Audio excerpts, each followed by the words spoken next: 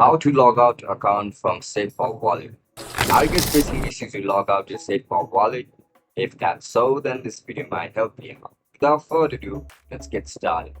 To log out SafePal, open the SafePal application. Once you open the app, go to Wallet Management section. Tap on the wallet name you are currently using. Then tap Remove Wallet or Delete Wallet. Don't worry, this won't delete your crypto as long as you have backed up your recovery phrase. Confirm by entering your security password and the wallet will be removed from your device. You'll be taken back to the app's welcome home screen where you can create or import a wallet again anytime.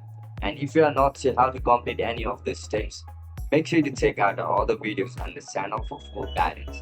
And that's it guys, that's how you're gonna remove or log out your account from SafePal Wallet.